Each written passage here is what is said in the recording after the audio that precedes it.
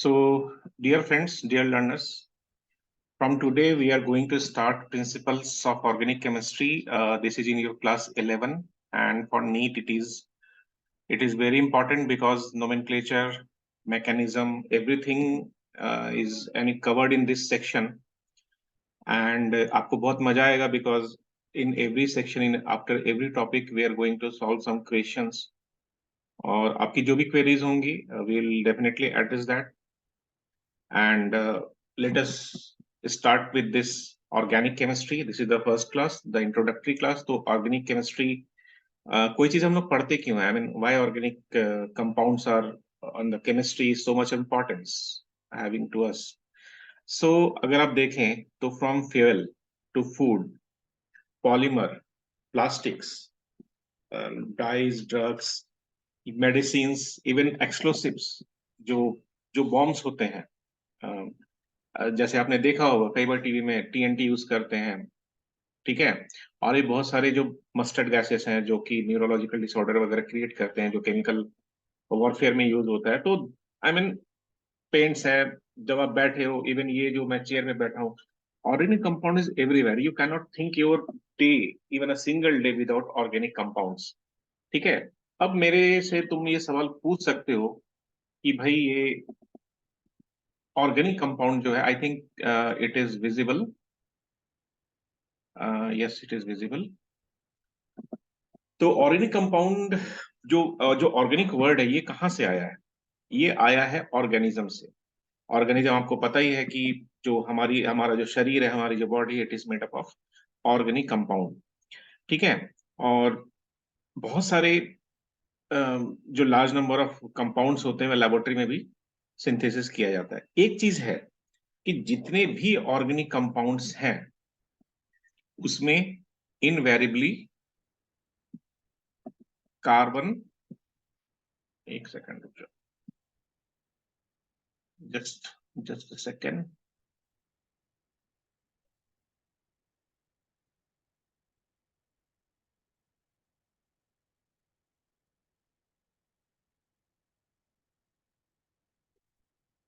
इन सभी में कार्बन का प्रेजेंस होता ही होता है, ठीक है।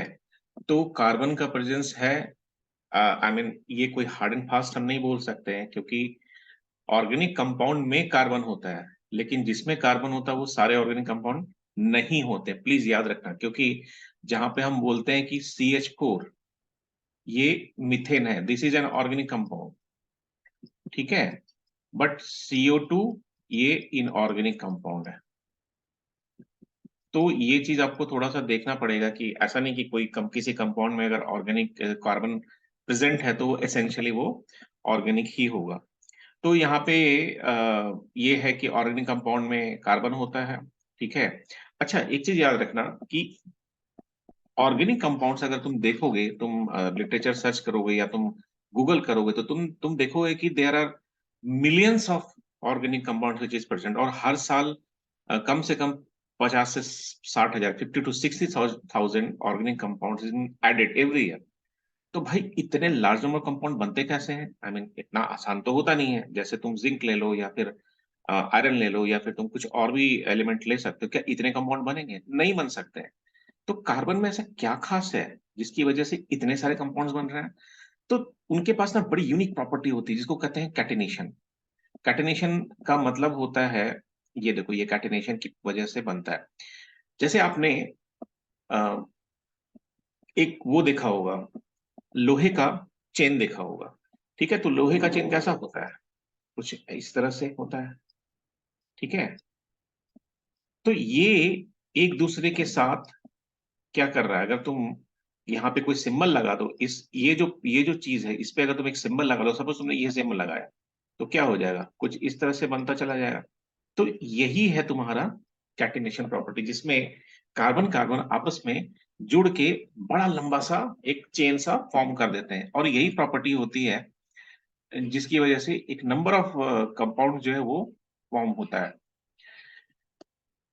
ठीक है। अब यहाँ पे ऑर्गेनिक केमिस्ट्री को डिफाइन कैसे करोगे?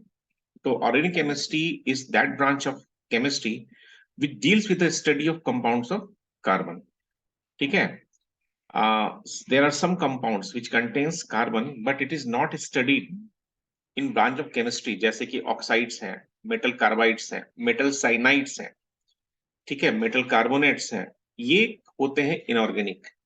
याद रखना मैंने क्या क्या बोला है, ऑक्साइड्स, मेटल कार्बाइड्स मैंने बोला, मैंने मेटल साइनाइड बोला, मैंने मेटल कार्बोनेट बोला, ठीक है। और ये सारे के सारे जो है इनऑर्गेनिक कंपाउंड्स होते हैं। अब होता क्या है कि ये स्टार्ट होता है क्योंकि आपको ही पता है, जब मैं बोल रहा हूँ कि there are large number of compounds, तो इतने सारे कंपाउंड्स को रिकॉर्ड कैसे रखोगे मेरे भाई? इट इज डिफिकल्ट, इतने सारे कंपाउंड्स का तुम रिकॉर्ड नहीं रख सकते। जैसे आपने बायोलॉजी में पढ़ा है कि भाई हमारे पास एक इंटरनेशनल जो है कमीशन है जोलॉजिकल नोमेनक्लेचर का, बोटेनिकल नोमेनक्लेचर का, और हमारे पास एक पूरा का पूरा टेक्सोनॉमिकल एक पूरा यूनिट आ रहा है जिसमें हमने बड़े अच्छी तरह से हमने सेग्रीगेट करके उनको क्लासिफाई कर दिया है। तो क्या इस तरह की कोई कोई अरेंजमेंट हमारे ऑर्गेनिक केमिस्ट्री में है? क्योंकि इतने सारे जो तुम्हारे कंपाउंड्स है, इसको बड़ा मुश्किल है ट्रैक रिकॉर्ड रखना। तो एक एक एक संस्था है, there is an organization, it is called IUPAC। ये क्या है? ये क्या है? ये IUPAC एक पूरा का पूरा international union for pure and applied chemistry, ठीक है। तो जितने तरह की जो नोमेनक्लेचर हैं, क्योंकि नेमिंग तो जरूरी है और क्लासिफिकेशन भी जरूरी है, क्योंकि अगर आपने क्लासिफिकेशन नहीं किया तो आप कैसे उसको सेग्रीगेट करोगे, लाखों lakh compounds, it's not possible, ठीक है। तो ये सारी चीजें हम लोग धीरे धीरे करके आगे पढ़ेंगे। जैसे हमने पहले क्लासिफिकेशन पढ़ना है, तो इस पूरे के पूरे जब मैं खत्म करूंगा ये ऑर्गेनिक का तुम्हारा ये जो इंट्रोडक्टरी पार्ट है, आई मीन जिसमें आप इंट्रोडक्शन पढ़ोगे, क्लासिफिकेशन पढ़ोगे, नोमेनक्लेचर पढ़ोगे, मैकेनिज्म पढ़ोगे, ये सारी चीजें DL method, isomerism, everything will be covered. तो जब आप खत्म करोगे ना, तो आप आईयूपीएसी के सिस्टम से नोमेनक्लेचर करना सीखेंगे, बहुत तरह के बॉन्ड्स को डिफरेंशिएट करना सीखेंगे, सारे मैकेनिज्म के जो रिएक्शन है, जैसे सब्स्टिट्यूशन है, एडिशन है, एलिमिनेशन है, मॉलिक्यूलर रीअरेंजमेंट है, ये सारे आप सीखेंगे।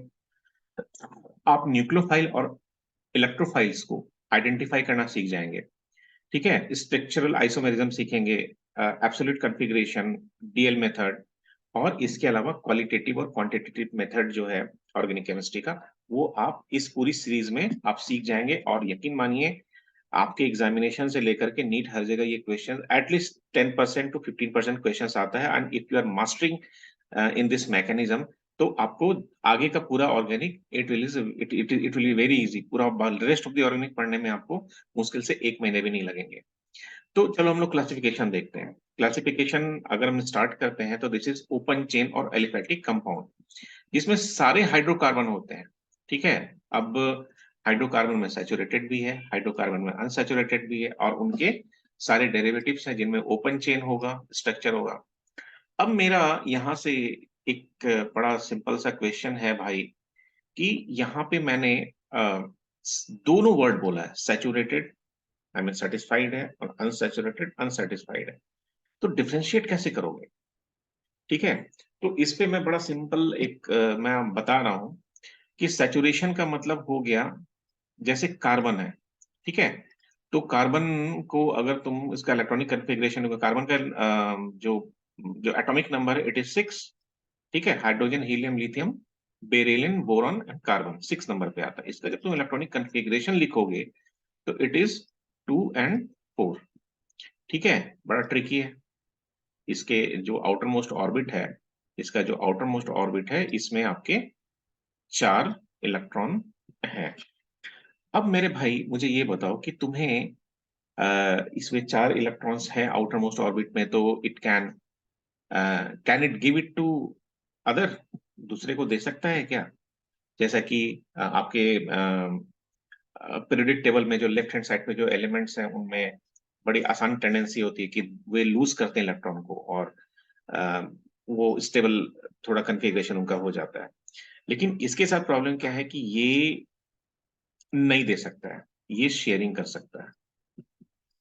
इसीलिए इसके जो मोस्ट ऑफ द कंपाउंड्स बनते हैं, वो होते हैं कोवैलेंट, वही कोवैलेंट कंपाउंड बनाता है। चलो, ये तो एक बात हो गई। अब मेरा ये कहना है कि अगर मैं इसके चार हाथ पे ये चार चीजें ले सकता है, तो क्यों ना इसका हम थोड़ा सा फिगर ड्रॉ कर लें।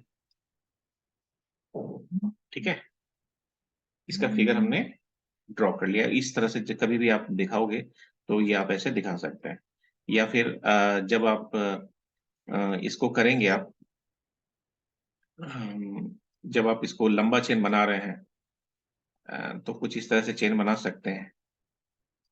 तब आप देखेंगे कि इसके जितने भी, अगर आप इसको एक्सपैंड करो, है ना, इससे आप एक्सपैंड करो। ये मैंने एक 4 कार्बन एक कंपाउंड बनाया है, इसे आप एक्सपैंड करो, ऐसे एक्सपैंड करो। एच मैं नहीं लिख रहा हूं क्योंकि ये जो ओपन हैंड है ये automatically it is telling that इसमें एच है। ठीक है,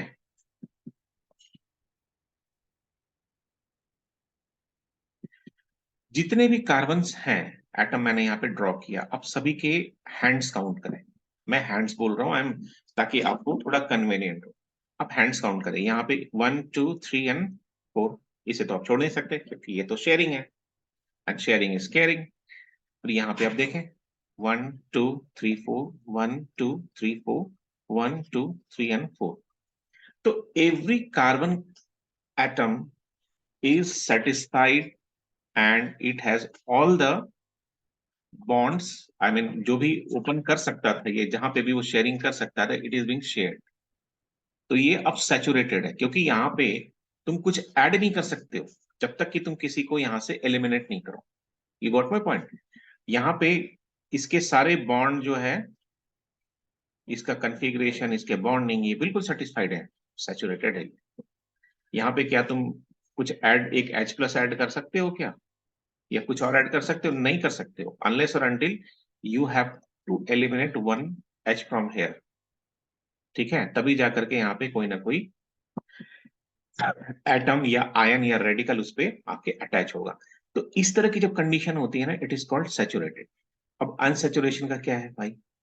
सिंपली याद रखना कि जहां पे आपको डबल बॉन्ड दिखे या यहाँ पे आपको ट्रिपल बॉन्ड दिखे, ये सारे अनसैचुरेटेड है।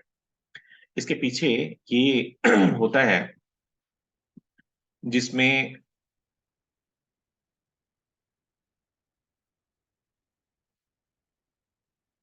यहाँ पे भी, क्योंकि देखो हैंड्स जो चार बनते हैं ना, चार से कम तो नहीं बनेंगे, दैट इज फॉर श्योर।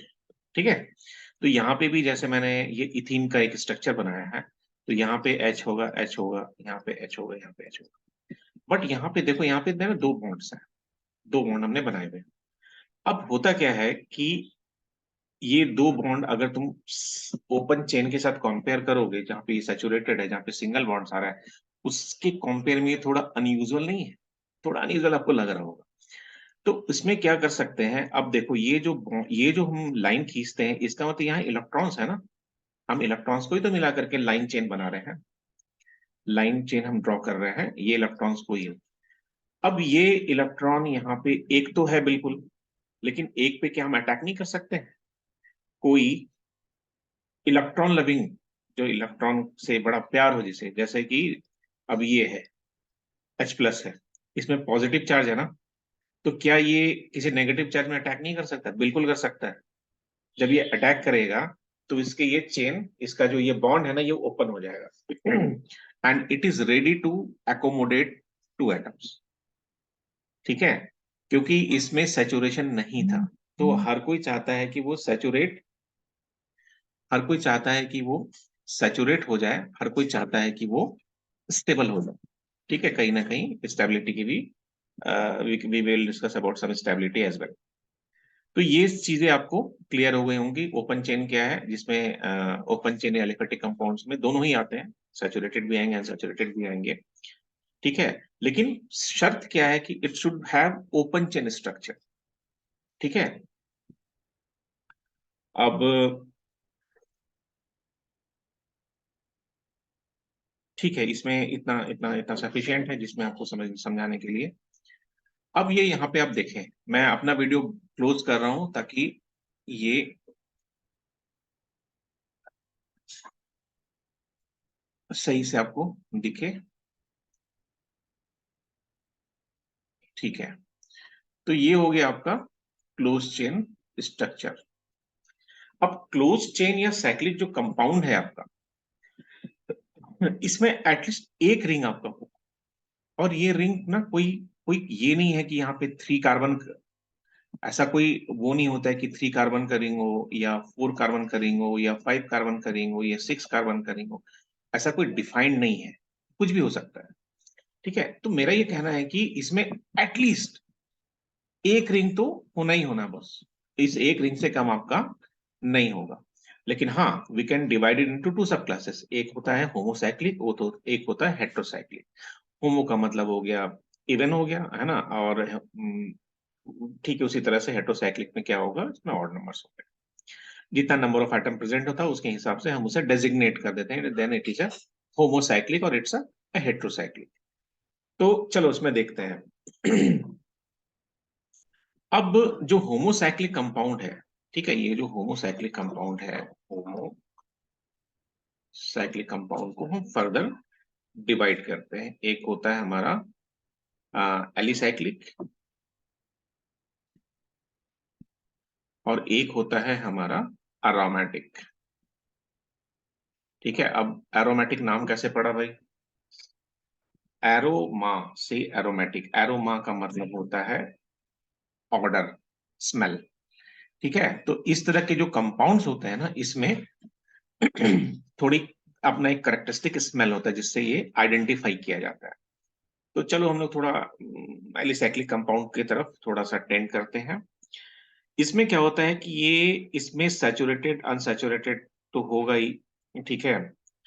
और इसमें क्या होगा, they resemble with the aliphatic hydrocarbon in properties. Naturally ये साइक्लिक तो होता है, और बट इसमें जो रिएक्शंस होंगे, जो करेक्टर्स होंगे, वो बिल्कुल एलिफेटिक हाइड्रोकार्बन की तरह, जैसा आपने ओपन चेन या जो ऊपर में पढ़ा ओपन चेन एलिफेटिक कंपाउंड जो पढ़ा था, उसकी तरह इसकी प्रॉपर्टीज, इसकी जो प्रॉपर्टीज है ये एलिसाइक्लिक कंपाउंड की बड़ी मिलती जुलती है। इसका एग्जांपल हम देख लेते हैं थोड़ा। इसके एग्जांपल्स कुछ इस तरह के होंगे। ये आप चाहो तो नोट डाउन कर सकते हो, देयर इज नो रेस्ट्रिक्शन। ये हो गया आपका एक। एक मैंने 3 कार्बन का बना के दिखाया आपको, एक आप चलो 4 कार्बन का बनाओ। 4 कार्बन का आप ऐसे बना सकते हो, ये देखो, ये आप ऐसे बनाओ CH2, ये आप बना लो इस तरह से। ठीक है, तो तो ये मेरा मेरा एक सिंपल सा क्वेश्चन है कि क्या ये जो हमने इस तरह का जो साइकिल बना के दिया आपको, इस तरह का जो आपको क्लोज चेन बना करके दिया, तो क्या इसकी जो बेसिक प्रॉपर्टी है क्या वो नष्ट हो जा रही है? इसकी क्या बेसिक प्रॉपर्टी? नहीं, इसकी बेसिक प्रॉपर्टी नष्ट नहीं हो रही है। ये अगर आप इसको एक्सपैंड करो, तो ये मैं इसको बना रहा हूँ, इसको मैं बना रहा हूँ, ये ऐसे आया, फिर ये यहाँ पे एक सिंगल कंपाउंड आया, ये यहाँ पे, इसको मैं ओपन करके आपको दिखा रहा हूँ बिल्कुल अच्छी तरह से। ये देखो, यहाँ पे हाइड्रोजन है, यहाँ पे हाइड्रोजन है, और ये दोनों। अब सबके ना हैंड्स, मैंने कहा है कार्बन के 4 हाथ होते हैं, तो ये 1 2, एक 3 और एक 4, सभी में आप काउंट कर लो, आपको जो है 4 बॉन्ड आपको डिफरेंट मिलेंगे ही मिलेंगे। ठीक है, तो ये आपको एक चीज और मैं आपको यहाँ बताना चाहता हूँ, मैं इसे थोड़ा इरेज कर रहा हूँ, मैं इसको थोड़ा इरेज करता हूँ। ये इरेजर, अरे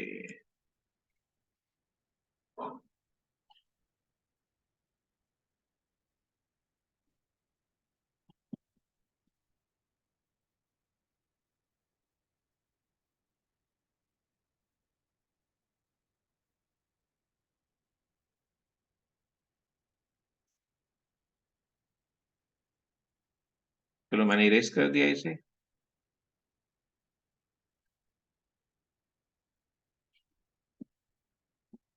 जैसे मैंने तुम सभी को बताया कि ये इस तरह से हम जो है लिख सकते हैं क्लोज्ड चेन या साइक्लिक कंपाउंड्स को। तो क्या ये पूरा CH2 लिखना जरूरी है? इसका ऐसा कोई जरूरी नहीं है। जो आपको क्वेश्चन आएंगे, जो आपके एनसीईआरटी में बहुत सारे आपको ऐसे क्वेश्चन मिलेंगे, ये ऐसे लिख के नहीं देता, ये बस ऐसे तुम्हें बनाकर दे दिया। ये तुम्हें समझना है कि यहाँ पे सब जगह एक एटलीस्ट कार्बन तो है, और तुम्हें ये भी इंश्योर करना है कि कार्बन सेटिस्फाइड हो। ठीक है, आई मीन उसके चार हाथ में कुछ ना कुछ तो होना चाहिए। ये यहाँ पे दो हाथ तो बना हुआ है, इसका मतलब कि यहाँ पे दो हार्डियन तो में लगा सकते हो तुम। तो ये इस तरह का जब आपको बनाकर देगा तो ये आपको समझ लेना है कि स्ट्रक्चर यही है। ठीक है, इसमें कोई कंफ्यूजन नहीं होना चाहिए। जैसे इस तरह का स्ट्रक्चर है, या फिर एक पेंटागन स्ट्रक्चर है, ये स्ट्रक्चर्स आपको डायरेक्ट मिलेंगे। तो आपको समझ लेना, अगर ये स्ट्रक्चर है then it is actually CH2 CH CH2 1 2 3 CH2 हो जाएगा, CH2 CH2 ये स्ट्रक्चर बन रहा है। ठीक है, तो यू हैव टू एंश्योर कि नहीं भाई ये स्ट्रक्चर्स हमारे बन रहे हैं। ठीक है।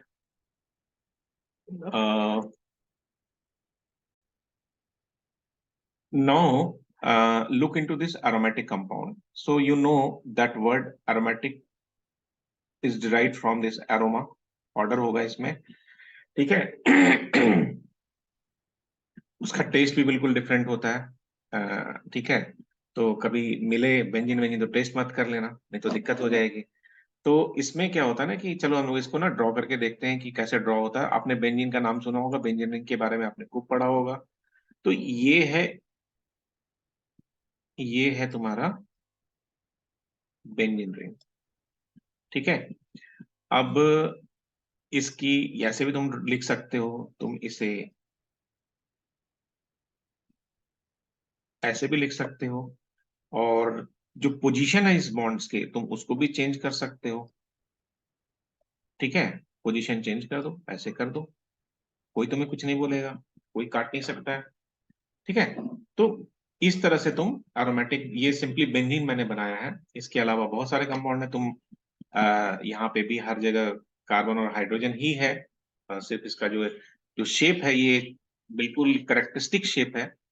और इसका जो बेंजीन जो रिंग है ये C6 होता है, याद रखना C6 है। और कुछ इस तरह का प्लानर स्ट्रक्चर होता है इसका। ठीक है, तो ये चीजें जो मैंने बोली है वो आपको ध्यान रखना है। और आप चाहो तो नोट डाउन भी कर सकते हो। ये कुछ इस तरह से आप और भी इसके कंपाउंड बना सकते हो। तुम यहाँ पे CH3 लगा दो, मिथेन लगा दो, यहाँ पे CH3 लगा दो। ठीक है, या तुम दो दो एरोमेटिक कंपाउंड को तुम ऐड भी कर सकते हो।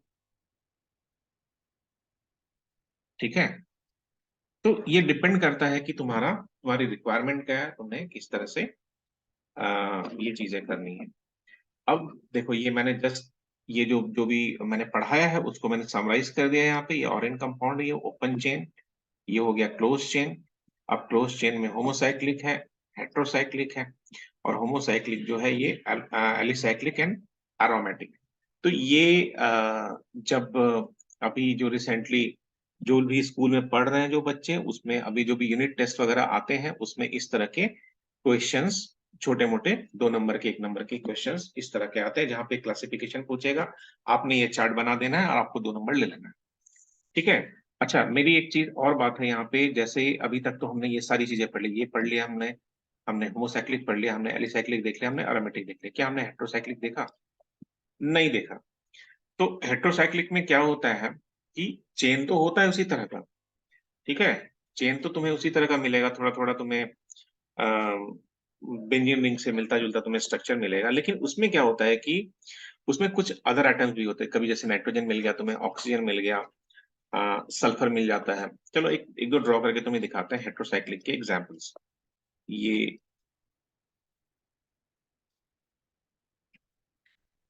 यहाँ पे नाइट्रोजन आ गया, NH लगा दिया मैंने। ठीक है, और ये यहाँ पे इस तरह से कुछ ऐसे स्ट्रक्चर होंगे। ठीक है, ये ऑक्सीजन आ गया, फिर यहाँ ऑक्सीजन हटा के यहाँ सल्फर कर दो, सिर्फ नाइट्रोजन लगा दो। तो इस तरह के ये हेट्रोसाइक्लिक कंपाउंड जो है तुम्हारे बनते हैं। चलो, ये एक जनरल क्लासिफिकेशन का जो आइडिया था वो मैंने तुम्हें बता दिया। अब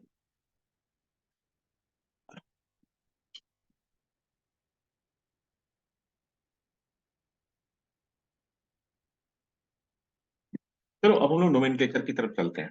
ठीक है, नोमेनक्लेचर हम लोग देखते हैं थोड़ा।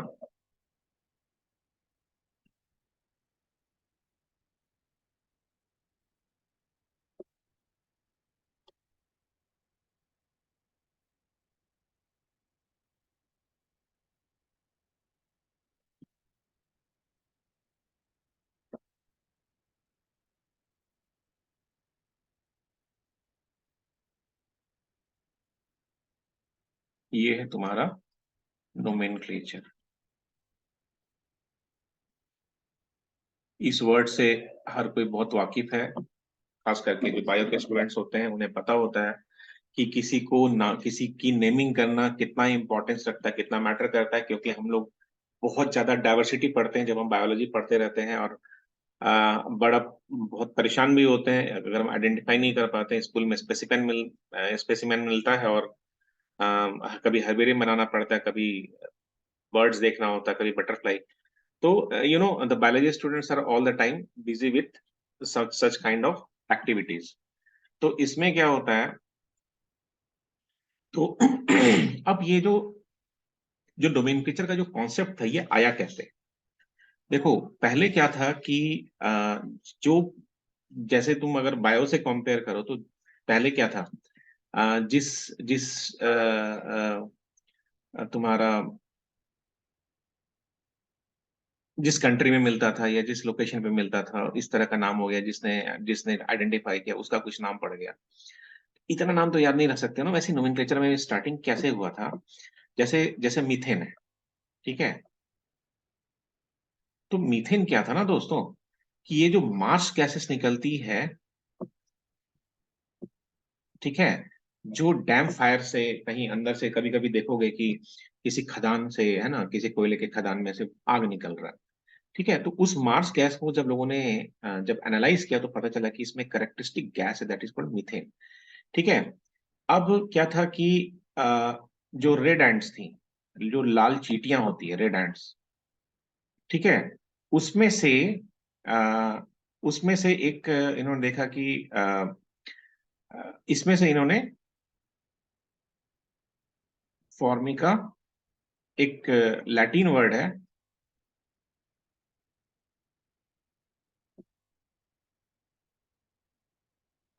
तो ये लैटिन वर्ड एक्चुअली यूज किया गया, तो फॉर्मिक एसिड के लिए ये यूज किया गया, ठीक है। क्योंकि इस एसिड, ये जो है करेक्टर्स इसके रेड एंड के सिक्रीशन से मिलता जुलता था, है ना। तो ये जो इस तरह की जो नेमिंग होते हैं ना, उनको बोलते हैं ट्रिवियल नेम, ठीक है। इसको बोलते हैं सारे ट्रिवियल नेमिंग। कोई सिस्टमेटिक बेसिस नहीं था, कुछ भी नहीं था। तो 1958 में, क्योंकि अब होता क्या है कि मैंने मैंने मैंने हमेशा कहा है सभी को कि ये जो एटम बॉम्ब, जो 1945 का जो एरा था ना, अगर तुम पूरी दुनिया को डिवाइड करोगे तो 1945 के पहले का वर्ल्ड और 1945 के बाद का वर्ल्ड वो बिल्कुल अलग है। और ये मैं गलत नहीं कह रहा हूँ। If you see the scientific discovery, scientific everything, तो तुम देखोगे कि ये जो एरा है बिल्कुल डिफरेंट है। जो 1945 के बाद मोस्ट ऑफ द बहुत इंपॉर्टेंट डिस्कवरीज हुई, जब खास करके अगर तुम देखोगे तो जो रेडियोएक्टिविटी का की जो डिस्कवरी हुई, उसके बाद एक्सपेरिमेंट्स में रेडियो एक्टिविटी का बड़ा यूज होना स्टार्ट हो गया। उसी तरह ये कार्बन कंपाउंड कैटेनेशन, ये सारी चीजें ना बड़ी आसानी से हो गई। और उसके बाद कार्बन के ही तरह तरह के कंपाउंड्स बनने लगे, और बहुत ज्यादा उसमें, जैसे जैसे हेवी मेटल था, जैसे कई तरह के आर्म्स एम्यूनेशंस थे। हमेशा अगर हेवी मेटल का बनेगा तो बड़ा मुश्किल होता था, तो कार्बन को ना फाइबर की तरह टेंड किया गया। अभी कार्बन फाइबर बड़ा तेज चल रहा है, अभी आईआईटी कानपुर ने भी कुछ कार्बन फाइबर पे बनाया है। जो इंडिया ने फाइटर प्लेन बनाया है तेजस, उसका उसके कुछ कुछ विंग्स और कुछ चीजें जो है वो कार्बन फाइबर की बनी हुई है। अभी जो इंडिया ने मिसाइल्स लॉन्च किए, मेरा कहना है कि the the world has changed actually. तो उसमें क्या था कि 1958 में प्रिसाइजली, और accurately I am saying that, precision और एक्यूरेशन के बारे में तो डिफरेंस पता होगा सभी को। तो इसमें 1958 में IUPAC, international union of pure and applied chemistry, उन्होंने एक नोमेनक्लेचर का एक पूरा सिस्टम लेकर के आया। पूरा नोमेनक्लेचर का सिस्टम था। अब इस नोमेनक्लेचर के सिस्टम जानने से पहले तुम्हें ये पता होना चाहिए कि हाइड्रोकार्बन जो होता है, ये जो हाइड्रोकार्बन है, क्योंकि बेसिकली जो तुम पढ़ोगे पूरी केमिस्ट्री में, ये हम लोग हाइड्रोकार्बन या उससे रिलेटेड या उसके डेरिवेटिव्स हम लोग सबसे ज्यादा पढ़ते हैं। तो ये हाइड्रोकार्बन का जो सिस्टम है, जिसमें कार्बन और हाइड्रोजन होता है, ये सिस्टम ही हम लोग पूरे ऑर्गेनिक में पढ़ते रहेंगे आगे जितने भी क्लासेस होंगी, या तुम पूरे के पूरे 11 12 में, नीट में, आईआईटी में, हर जगह ये यही चलता है। तो इसमें जो पहला टर्म आता है that is called homologous series. Homologous series. अब इस होमोलोगस सीरीज को जानने से पहले तुम्हें यह पता होना चाहिए कि तीन डिविजन्स हैं हमारे पास। तीन डिवीजन हैं हाइड्रोकार्बन के। वो तीन डिवीजन क्या क्या है? पहला डिवीजन है एल्केन, दूसरा डिवीजन है एल्कीन, और तीसरा डिवीजन है एल्काइन। ये तीन ब्रॉड डिस्टिंक्शन है। वाई एन ई है, ये ठीक से पढ़ना, ALKYNE। ये जो लास्ट का जो वर्ड है ना, एन, इन और वाइन, यही डिफरेंशिएट करता है इन तीनों चीजों को। ठीक है, तो यहाँ पे मैं स्टॉप कर रहा हूँ। ठीक है, अभी नेक्स्ट क्लास में हम लोग होमोलोगस सीरीज देखेंगे, फिर जो रूल्स हैं वो सारे के सारे रूल्स हम लोग एक एक करके विथ विथ एग्जाम्पल्स, और फिर मैं आपको होमवर्क भी दूंगा। तो stay tune and bye bye, all the best.